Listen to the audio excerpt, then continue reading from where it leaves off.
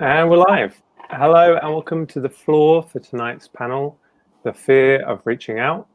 April's theme is connection and community. This is one of many events we're doing on the subject in April. Tonight we'll be discussing networking in the creative industries, our experiences, advice, and maybe how the pandemic has affected that connection. Before I ask each guest to introduce themselves, for those of you watching on the floor, Facebook or YouTube, please feel free to add your comments or questions to get involved. So introductions, I'm Sunny S.J. Winter. I've been working in the music industry really since I was about 15 in concert promotion, European touring, publishing, and now neighboring rights for Cobalt, amongst other things. On to our guests. Let's start with Irina. Could you please tell us a little bit about yourself? Sure. Hi, I'm Irina. I'm a director. I do fashion films, editorials, short films, music videos, and recently I started to do more advertising work. And yeah, that's pretty much it. Perfect. And Q? I think you're muted. Sorry, man. Am I on? Yeah. Awesome. Hey, what's up, man? I'm Q. I've done quite a bit. I've worked in music for about 9-10 years as well now. Everything from event management to PR to tour management and all that mess there. Currently, right now, I'm a social entrepreneur. I run 3 different platforms. One called Acoustic Live UK with my sister, where we run live acoustic events. Another one called A Generation, where we run enrichment programs for young people between 16 to 25 in colleges. And then my newest enterprise that I more or less put together during lockdown was Dope Readers. And that's a platform that is we're using to hopefully encourage reading and improve literacy. So yeah, a bit of an all-around kind of dude. I want to use the term creative to make it work. Yeah. Like that. Nice. And Sofia? Yeah, so I am a podcaster, music interviewer, radio host, and producer. I currently have 2 podcasts, one called Before the Chorus, where I interview artists. I've had people on like Glass Animals, Julian Baker. I've had Ben Clipping, whose frontman is David Diggs, originally from the cast of Hamilton. And I also have a second podcast called Solo Sounds, which is a new music new music podcasty in the radio format show on Spotify. And then outside of music, I'm also the community coordinator for a co-working space called The Wing. Amazing. We're going to have a good panel. I can tell already. So on to questions. So networking and its potential for opportunities and collaborating is so vital in the creative industries. It's often said that it's not what you know, but who you know. So let's bring up the first one. So firstly, I'd like to know what networking means to each of you. What kind of networking suited you pre-pandemic as well as during lockdown? So again, I'm going to start with Irina. So I don't think that for me, the kind of networking that suits me changed. I think that I'm more of, I wouldn't really say introvert, but let's say I'm always very self-aware and overthinking. So I think that I've always been better online than trying to network at an event. So when you're online, you obviously, when you're emailing or when you're doing social media, you have more time trying to figure out what to say, how to pitch yourself. And I think that that has been more beneficial to me. Also, I think that no matter what you do in terms of networking, if you have a strong portfolio, that's obviously the best, because you can always attach it and send it no matter what you say before. If there's an important link that you make people interested to open and to look at your work, I think that's the most important thing. And in terms of networking, I think that it's very important to keep in touch with people that you connected with.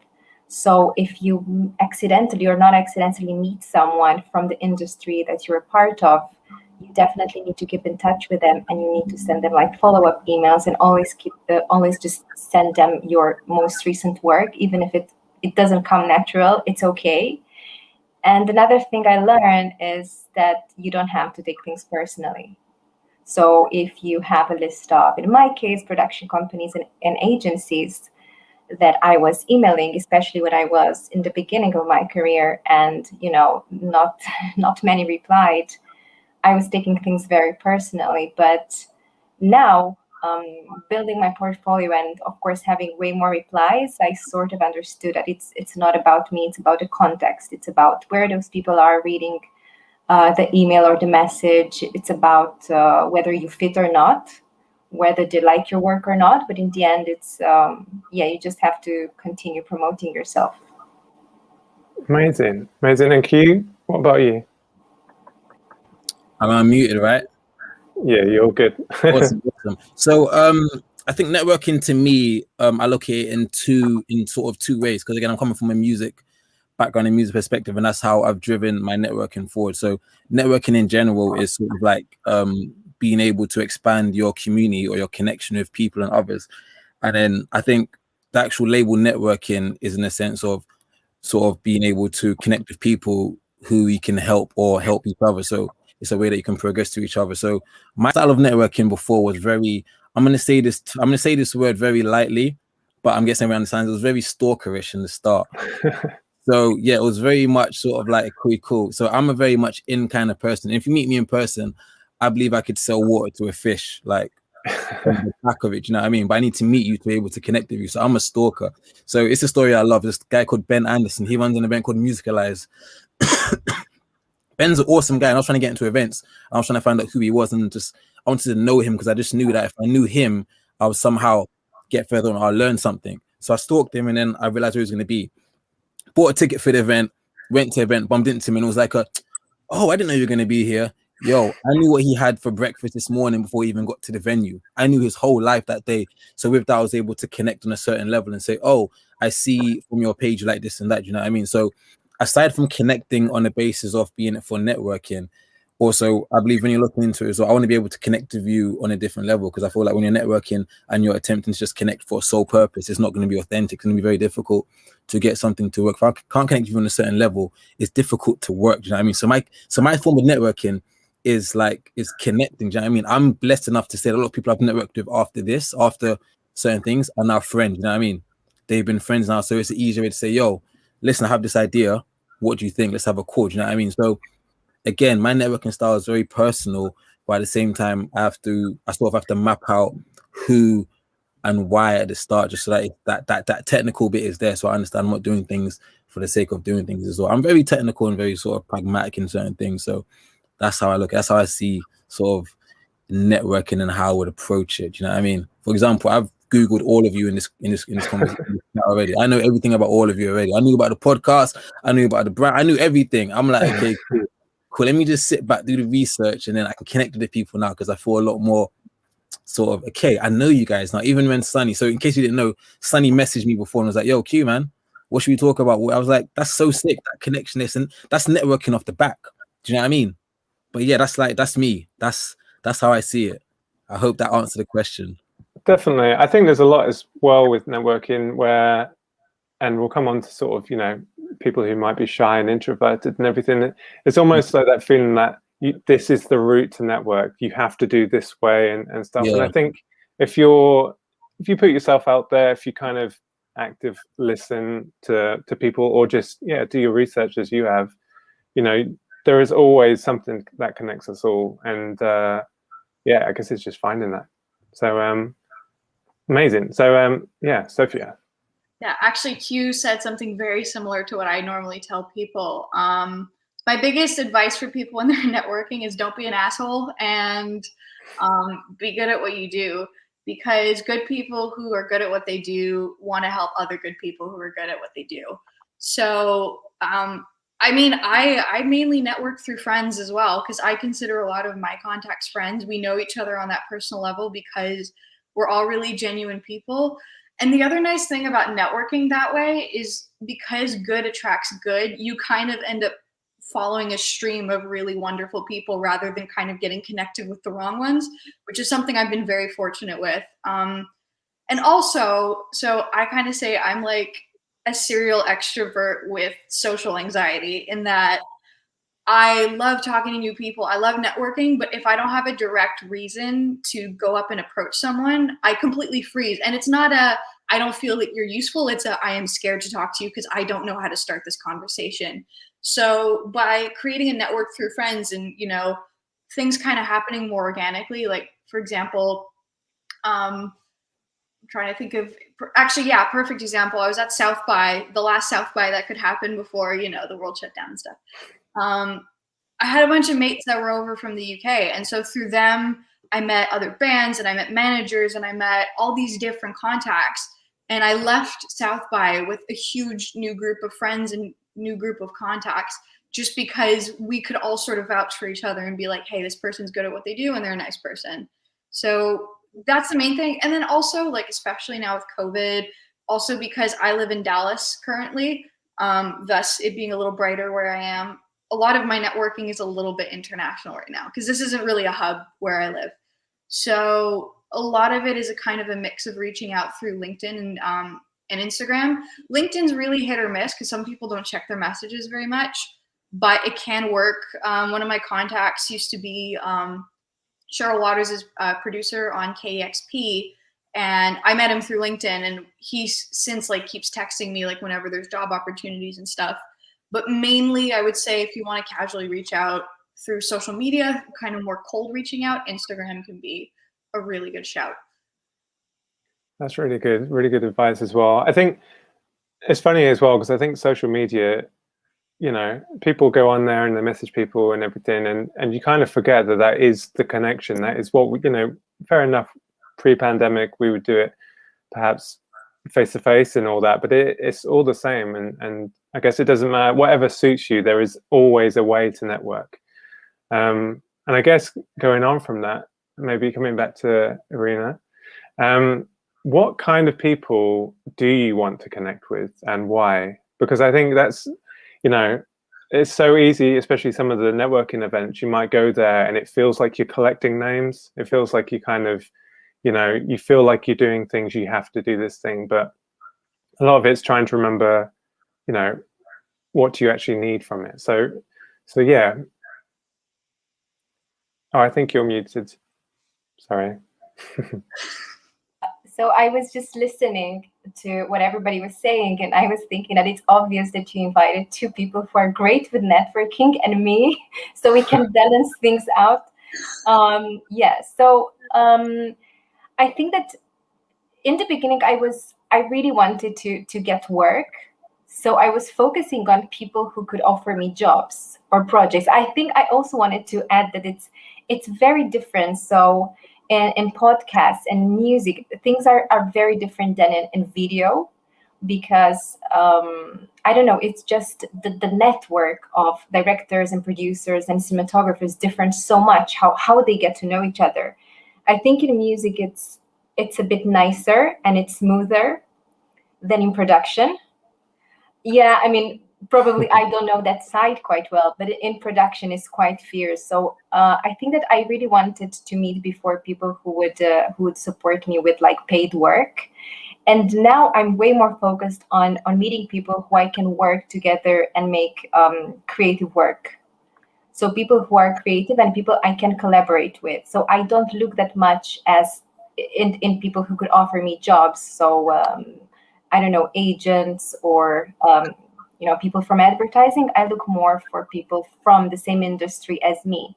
So I think that changed. I'm way more excited when I find a good stylist and I try to make a bond, or when I find a good set designer or art director. So yeah, I think that changed a bit with time and with experience. So is a lot of that kind of, you look to those kind of professionals who you can see yourself working with, maybe they're similar to you? Yes. Yes, I don't put much effort now looking for work, because I now I know, and I know for sure that if you do good work, people will eventually see it. If you promote it, if you do all the things necessary you can do to make yourself seen, your work seen, I think that work will come to you from one point onwards. So now I think it's way more important to have talent to work with. So good people who understand your vision and who can complete your vision. Yeah, that sounds good. I guess it's that communication of that vision as well, as kind of being able to put that out there and stuff. But what about Q? What about you? Who do you want to connect with, and why? I think very similar to what Irina was saying in terms of like just at the start, it was more so people that I was looking at that I felt like I wanted to be similar to them, or at least in the same line of work. You know what I mean? So, like I said before, like I've done different things in time. So I've reached out to different people just because my thing is I love to learn. I love to watch and learn. I'm like let me watch you and learn and see how it works out. So I'm the kind of guy that loves the idea of mentors. I love watching someone and being like, okay, cool, let me see what's good from there. So initially it was always about, okay, cool, who can I shadow and follow and watch and see how they do things? And then in time it sort of grows into, okay, like I've got a thing as well. I'll look at someone and be like, you know, you look like someone quite just want to hang out with. Like I was saying to you Sunny before, I was like someone that I would go and have like a cider with at a pub. Do you know what I mean? Just I can't tell you why. Just like I like something about you. Just like, you know, let's go out. So it was sort of in that breath first. But then again, coming from a more holistic approach now, I'm the kind of person that would write down sort of maybe goals and aims in terms of what I'm trying to achieve. Then within that, I can make a roadmap backwards as to how to achieve it. And then I might come up with certain names and people as to how I can improve it. I mean, so an example would be with Dope Readers, we were trying to do some work with one of the major publishers. We wrote that down as a goal. And then we had to do research, start looking for like people in the company and whatnot. And then as we got in there, we started speaking to people and they sort of recommended us up. It was all from there. Do you know what I mean? So again, it's a lot of plan. There's a lot of like looking for people that you know that you can hopefully gel with as well and go from there. Because again, it's one thing to look at someone's job description and one thing to look at like someone's hobbies, their likes and whatever, and see how you can connect on that side there. So it's a bit of both, you know. At start, you might try and connect with someone who may not share hobbies with you at all, but you want to get into the industry. Whereas 4 years down the line, it's sort of like, yeah, your hobbies look like they don't really match, man. It's going to be a very like dry conversation. There's no need to attempt to go there for now because I'm not trying to get in. I'm trying to connect properly. If I come to you and have a conversation, it's for the sole purpose that I want to get into company with your people. Do you know what I mean? Then it won't be as authentic as it could have been. Do you know what I mean? Like, just, I don't know, man. Networking, as much as it can be sort of side eye-ish, there has to be a level of authenticity to it in order for it to flourish to the end. You know what I mean? Because you've probably been in a situation where you know when someone's talking to you just because you work at Cobalt, just because your bio says that, they're like, oh, hey, what's up? And you're like, you ain't trying to talk to me, man.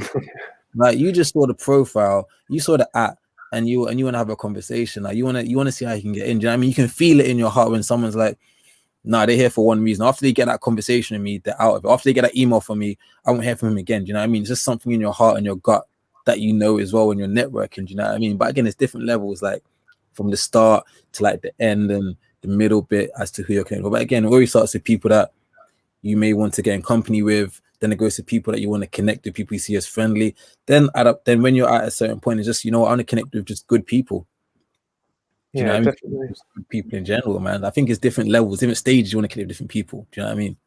Yeah, definitely. And what I love about, you know, all three of you, I think being creative people, and the thing I love about creative people is the curiosity maybe of just, you know, wanting to, whether you're shy and introverted or not, you know, just wanting to know people, wanting to explore ideas and kind of get to communicate that as well, I think. But and Sofia, what about you? Yeah, I mean, I am definitely trying to connect with anybody and everybody right now, especially since, as we all know, the job market is interesting at the moment with COVID, but also just that's the nature of the beast in general. So I don't know, it's kind of tricky to say aspects of it because both Q and Irina touched on some really interesting points. One, like what Q was saying about like how we kind of want to get certain things out of each other. The tough reality is there's an element of networking that does come down to that. It's always, though, how do you come back to being as genuine as possible? Like even within that, because obviously, you know, like between me trying to get artists for my podcast and trying to get bigger artists so I can grow my audience, I am reaching out to bigger labels. I'm trying to talk to people and all that. So there is that element of like, oh, I see the name, but I always try and return to, okay, how can I be, again, the most genuine version of myself through this process and be as caring as I can be towards these people, because they are humans at the end of the day. But then kind of talking about something Irina mentioned, like, yes, like I totally try and talk to people that I can eventually get a job from. I'm just trying to find my way in the industry. That being said, I think people maybe can see networking as I'm going to get this big contact and then it's smooth sailing from there. And that is incorrect. I've met some very major people and those conversations felt very jilted. Even if I was good at what I did, even if I had just won an award 2 minutes earlier, like it's, they're interested in talking to me, but it's like, it's a little awkward. And again, those opportunities don't happen overnight. And then the other thing is, even if you are like networking with, I don't want to say smaller people because that sounds really gross, but people at different levels in their career, not only will they maybe be willing to help you in some sense or collaborate with you, but they may also know people. Like if you work in the music industry in London, especially amongst artists, everybody knows each other. It's ridiculous. Like I work with the band Gengar, or I had them for a few interviews, and they're mates with Alt J and Slaves and Bombay Bicycle Club and Wolf Atlas, like, and Marika Hackett. Like everybody at different levels throughout their careers knows other people throughout their careers. So just talk to people and just ask questions. I'm totally on board with all of that, definitely. And there's been a really good comment on the floor as well from Gabriel. One thing that helps me talk to people I don't know at events is most people are totally fine if you just say, "Hey, I don't know anyone here," which I quite like. I think just having that openness as well of going, like if you're at events, for instance, or in that space of just being open and honest and finding that connection, I guess. So let's talk about finding opportunities. You touched upon it sort of there, Sofia. I mean, you're all in slightly different areas of the creative industry. So for those watching who might be unsure of how you start making contacts, how do you find or make networking opportunities, like for your podcast, for instance? How might you go about it? So, I mean, luckily when I started my podcast, I was coming off the back of having been in radio for several years. So I wasn't starting with nothing.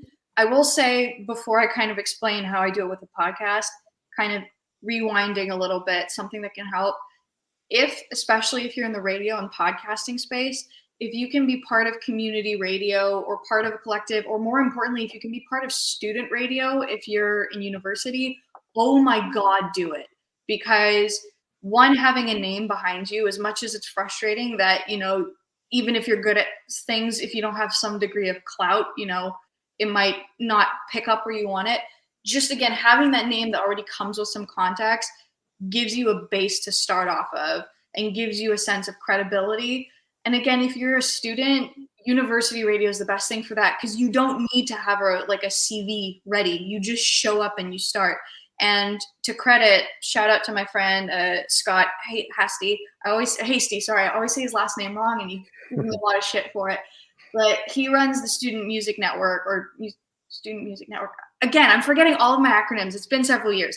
But he is phenomenal, and he's built these connections between student radio and the larger music industry. So I got to interview like Glass Animals and Alt J as part of student radio while I was in university. That's stuff that doesn't happen. So again, being able to start with that and then making sure that you're talking to those contacts, that you talk to the radio pluggers and the PR and engage with them, show them that you're good at what you do, but that you care and that you have, like, you're a good, genuine person. That starts you off. And then from there, that person might introduce you to another person and another and another and another. And so by the time that I left my amazing radio show and I threw myself fully into my podcast, I already had a bit of a network behind me, again, that knew that I was good at what I did. And so even though my podcast is still very small, my numbers are not very high, and I'm very transparent about that, because they knew the quality of my work, they're still more than willing to give me opportunities. Now, for the new ones, I do kind of have to rely a lot on my past credibility. Like, I definitely put I've interviewed Glass Animals and I've interviewed David Diggs like in my email or in my Instagram DM, because at the end of the day, I have to be like, hi, please take me seriously. But yeah, I think it's hard when you're starting on your own independently. So if you can be part of some kind of collective or brand at the start, it's a really, really big help. Definitely. I'm going to go to Irina next, I think, because I think it'll be, it'd be interesting how all of you go about this differently as well.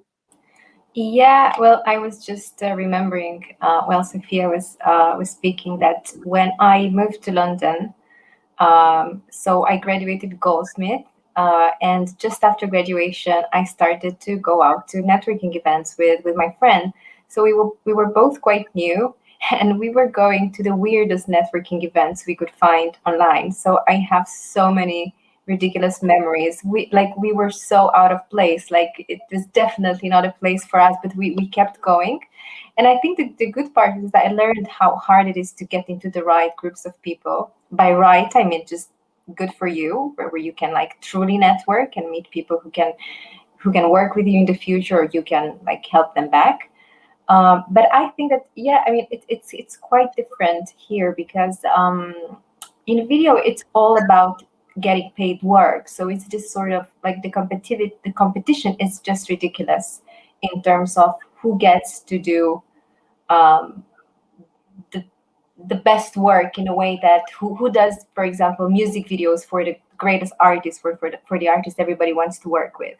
So I think that what got me most projects was creative work. So work that initially was low pay, but was really creative, generated income in time.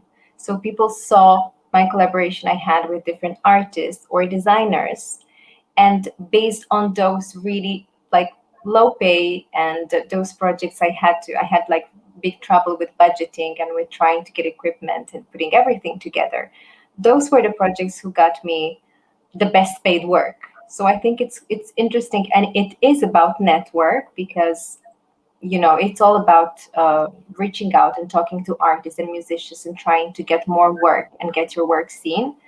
But it's also trying to have your work on the right platforms. So the fact that I had projects on like platforms like ID or Dazed, I think that mattered a lot in terms of credibility. So Sofia, I definitely agree. I always tell people about that when I email or when I want to briefly introduce myself, because you need credibility to network with people you don't really know. So you have to just sometimes brag, even if it's really unnatural. And to be honest, I really hate that it's not me at all.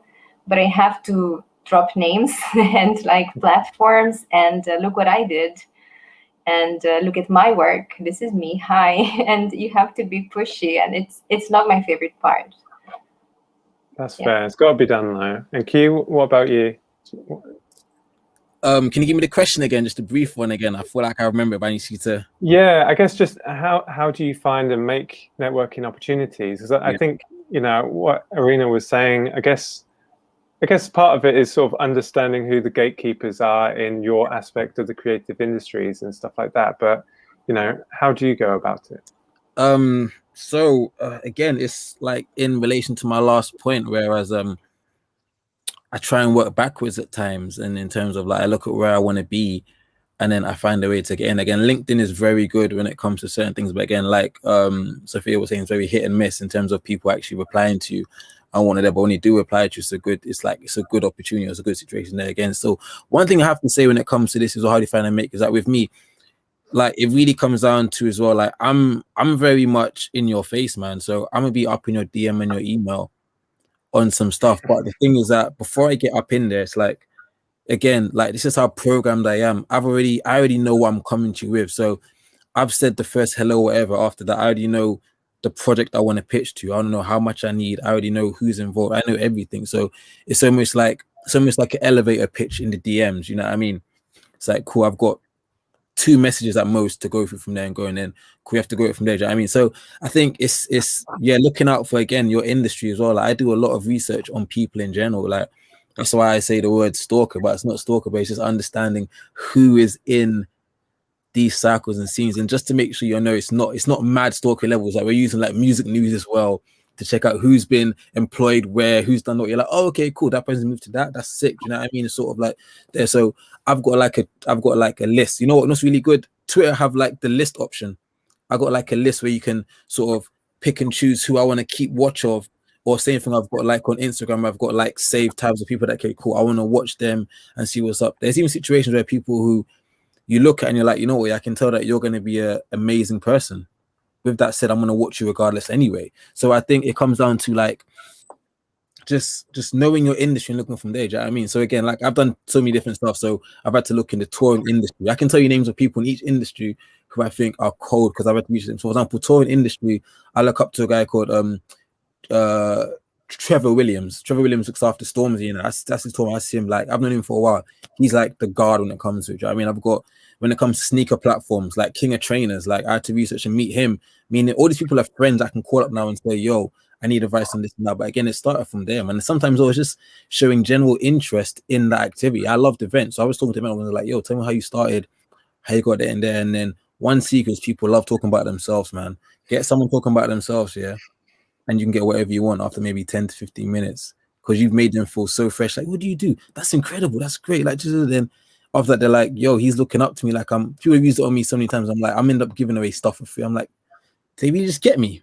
They just get me. But again, it's like, it's all part and parcel of networking, dude. You know what I mean? It's all part and parcel of it, man. It's all inside it. So yeah, just how do I find and make, I research who I need, and then I go to every platform imaginable. If they're older, use LinkedIn or Facebook. Do you know what I mean? If they're younger, Instagram. You have to pick and choose, man. Anyone over like 35, 40, I'm going straight to LinkedIn. I'm not even going to DM you. I'm not even attempt to DM you. You're not going to check that for at least a week. Do you know what I mean? LinkedIn, you might. So yeah, it's just research and pick and choosing, man. Research is key in a lot of this stuff, man. Personally, I totally agree. And I think what comes across on this is, you know, you have to be passionate about what you're doing. I know it's kind of a given for the creative industries, but I remember back in, you know, uni days and stuff like that, I was always so keen to just any opportunity, I will talk to anyone and everyone, because you never know where it leads to. And equally, you kind of just trying to understand yourself and what you connect to. So, you know, for me, I never planned on getting into neighboring rights or publishing or anything like that. It kind of just, it got to the stage where it was like, well, I'm curious about this, and you know, it brings together lots of my different skills. It kind of makes sense. But we've had a really good question actually, which follows on from all this. Have you had any bad experiences, or you know, what's your most embarrassing networking stories? Q, do you want to start us off? Do you have any? Let me see. Let me think of something, man. Hold on, am I on mute? Am I up? Cool. No, you're good. Oh, what's my most embarrassing one? Let me see. Okay, cool. So I'm at an event, and I'm trying to meet like a music manager because I want to talk to his artist about hopefully performing at one of our events. I probably remember the artist as well, and I want to say his name because we're friends now, but I feel like I'll get a phone call afterwards and be like, we're over that. No, it's long. But at an event, so I met the manager. Now I remember getting to the venue super early. So the event started at like 8. I got to the venue about 5 during sound check, so I could try and catch the manager. Like, again, these are lengths you go to network people. Like, I went there at 5 p.m. because I knew no one would be there apart from them sound check, and I got their sound check and whatever. Cool. Event night comes and we're talking and we're doing whatever we're doing. And at the end of it, I'm like, yeah, let me grab your number and like let me let me get your number and let me go back and go from there. Cool. So whatever, I get the number.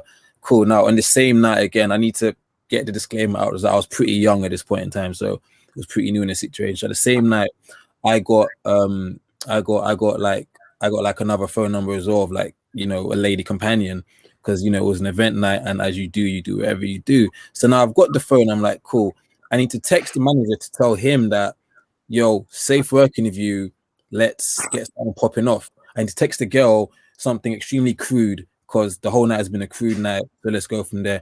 As you guessed it, the crude message went to the manager. I didn't even text the girl. I thought, like, in my heart, it was her fault. So she got deleted immediately. I didn't even text her about it. I was like, it's your fault. Text the manager, And he texted me back. He was like, "Is this how you do business?" And I said, "Hey, way." I still got the booking in the end, but it was just one of those where I was like, I looked at my phone and I was like, I'm about to dash my phone out the bus. I'm cool. I'm cool. When I say the text was crude, people, yeah, it was like as in redacted crude. It was crude, man. It was just like, yo, it was like, yeah, I mean, like the text started with Wagwan. It was all down from there, man. This is why you save names in phone contacts when you pick the numbers up. Immediately, right? I mean, it's not really a networking story, but it's just a funny situation that happened after a night. You know what I mean? So, yeah, it definitely counts.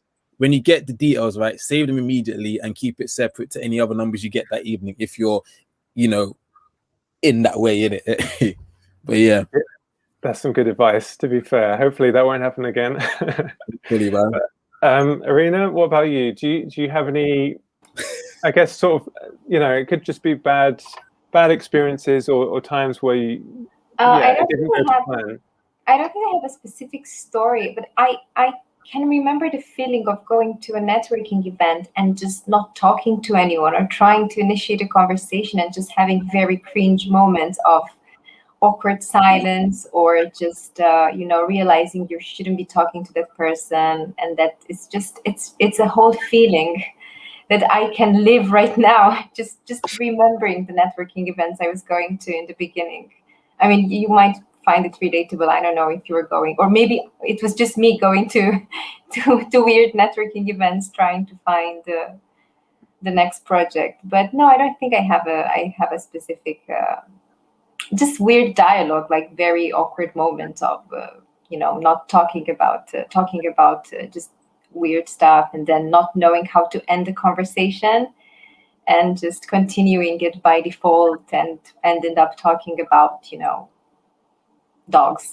It can be so hit and miss though, can't it? Especially when you might see a flyer if it's back in the old times of events and that you might see a flyer and it seems completely up your street. It seems like there's going to be some interesting people there, and you just get that vibe sometimes. You kind of turn up and you're like, I don't know. It's true. Like all those events sounded good. It was, I don't know, they were fashion events or, a party of a modeling agency, but then they were just not right for me. So, I had a lot of awkward conversations.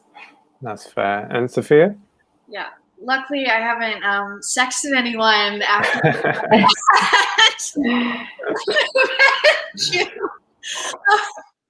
I feel anxiety for you. Like I had a very physical reaction to that story. It's like, oh my God. But anyway, so yeah, I've had more awkward events. For example, so as you can tell by this accent, I did not grow up in the United Kingdom. And so when I joined the radio world in London during the 3 years I lived there, I definitely could feel a bit like a fish out of water. Like, like some people have grown up listening to XYZ presenter, whereas I'm like, I've heard a few shows because, again, it was new to me. And I was working at a station and one of the major presenters came in to do like a DJ set. And I felt like I should probably go talk to this person because like, she's here, I should really do this. But the thing is, I didn't know what to say. Like, I didn't really have much, and I don't like going up to people if I don't feel like I know what to say because it just feels very, again, disingenuous and bullshitty. But I ended up talking to her, and I felt so uncomfortable. Like, I felt like such a phony. Like, I was just there to get something out of it, and I felt sick. It just didn't feel right to me. Also, speaking of being at events that you're like, no. I was at a music festival in my hometown called Oshiaga in 2019. It's an incredible festival. I actually went as press that year, which was really special. It was kind of coming full circle. My first festival as a teenager. I'm now there as press with a UK station. And I ran into a few mates of mine from Paste magazine, and we were all together in our little group, and there was an after party for all the press people. And so we got there. I was kind of listening to the conversations in English and French, kind of trying to scan. They do speak French. But it was just a who's who of the Quebec music industry, like very kind of show-offy and fake. And as much as I love my hometown, it felt a little like, okay, you're big in the Quebec music industry, like calm down a little bit. And so I just kind of turned to all my friends. I was like, I'm really glad I'm with you guys, and we're gonna leave now. And we did. We didn't talk to anybody else. Oh man, yeah. It's sometimes it just doesn't happen. I've definitely been to some where you have every intention of just, it's going to be it. You're going to meet some good people and there's every potential that good can come from this night. And sometimes it just doesn't happen. And also, I think for me, sometimes I'm in the mood, sometimes I'm not. Sometimes I'm like, I could feel super shy or just not very confident. And other times I am so outgoing. It depends on the day really. But I guess as we're, getting close to wrapping up, imagine lockdown is over, we've got through it, everything is back to the new normal.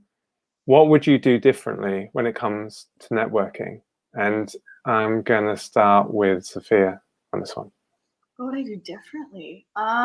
Honestly, I would keep doing the same thing. I don't think there's really much that you can change because, again, there's no guarantee. There's no magic ticket with networking. Also, like, as much as we're giving people advice right now, and I think that everything we're saying, at least I hope, is really valuable, because with the industry, there's, as we had in some notes, there's no set rules. There's no real format, no tried and true format. You could do the exact same thing that I've done and have completely different results, or have things accomplished in a completely different timeline. It's really up in the air. So all you can just do is keep talking to people. Also, a little pro tip for networking within quarantine. This stuff is amazing. Again, I kind of live in an industry dead zone. I do plan to move. But one thing I have actually done is I've met with people at a social distance. Like I drove to Austin a few weeks ago, and I had a PR contact base there. And we just went to a beer garden and sat on opposite ends of a picnic table and just chatted. So while this is still going on, as lockdown starts to ease up in the UK, you can still meet people at a social distance. If you're both vaccinated, you can actually sit down together. Just whatever you do, please be safe. That's some good advice. I like that. And Q, what about you? Similar to what Sofia said, we can say that we can give all these points and it's going to be like, it can be different. But I think the one thing that I know a person do different is that during lockdown, one thing I've realized is that people long for connection now as opposed to networking for work now. Do you know what I'm saying? Like we've been in a situation now where we've been indoors and people have done furlough and whatever now. And I feel like when we were all willy-nilly out in the world, people took connection for granted. So as much as we're trying to network, like people want to connect in general. So it's not that I'll do anything different, but I just, with that in mind now, I know that like where I'm connecting for a different purpose first before anything else. So it'll sort of come as it should be, if that makes sense. You know what I mean?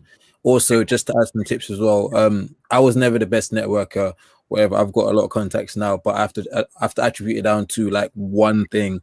I'm gonna give you the tip right now. Yeah, it's on Kindle. Yeah, for under £5. That's less than a lot of meals right now, bro.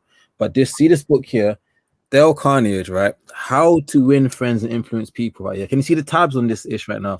This is life. Okay. So when I first started networking, this is key. Now he's got one as well about in real life. He's got one about virtual as well. But the kind of hints, the kind of tips he gives in this book here is everything I've used in order to get to wherever I am now. So all the content I've got right now, what I was saying before when I said people love to talk about themselves, right here, like page 12, like page 12 right here. You know what I mean? Like the book's got everything, examples and all that there. This is it. It's under £5 on Kindle right now. If you want to get a physical book, Kindle, if you want to get a physical book, it's like $9.99 from a bookshop or whatever. But I promise you now, if you're really serious about this networking thing, you're going to pick up this 100%. 100. Any industry. I'm holding like this until continue. I totally agree on that. It's a solid book. It's solid. And Irina, what about you? Is there anything that you would do differently, or? I think I would just wait less before initiating a project. Yeah, because before I was, oh no, let's do it in May, let's do it in June. Yeah, we have enough time, we have more important things to do. But now I think I would focus a lot on creative work, and I would just do it instead of like planning for months. I would be faster in planning and getting people together. That sounds good. That sounds good. Yeah, I think it's going to be so strange when, you know, when stuff does properly open up and we can get back to it. I think for me, yeah, I think what Q was saying sort of about finding that true, authentic connection rather than just, you know, I guess it comes down to knowing yourself and you know, what is important to you, what you need, and, you know, tastemakers or other people in the industry, just being passionate enough to kind of do your research and kind of find that connection, I guess. This has been really great. I think sadly we have to call time on it, but I just want to say thank you so much, Irina, Q, and Sofia, and to everyone who's watched and added comments. If you didn't catch all of the chat, it will be available on the floor, Facebook, and YouTube. And please do connect with all of us on socials, as it's an opportunity to network. Yeah. I think, yeah, we've got all the Instagram handles and everything, so check that out, add us up. And I think just, yeah, don't be shy for any type of networking. Just get out and, yeah, chat to people, or on socials, just chat to people. You never know where it can lead to. Go for it. Definitely. Sounds good. Man, just go for it, man. Like, see that confident stuff, just go for it, man. Like, you don't know what's gonna happen tomorrow, man. Just literally go for it, no matter what. Like, how scared you are, you just have to go and say, yo, what's up? Yeah. You know what I mean? Like, you didn't ride a bike the first time you did, you rode a bike. So I mean, eventually someone's gonna kick you. I mean, just, I'm saying this from someone, I used to stammer, I couldn't speak at all. I went to speech therapy. Do you know what I mean? I did not speak to people. I did nothing at all. Yeah.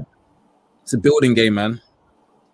Just takes, yeah, one message, one meeting, one hello, whatever it is, just start it off.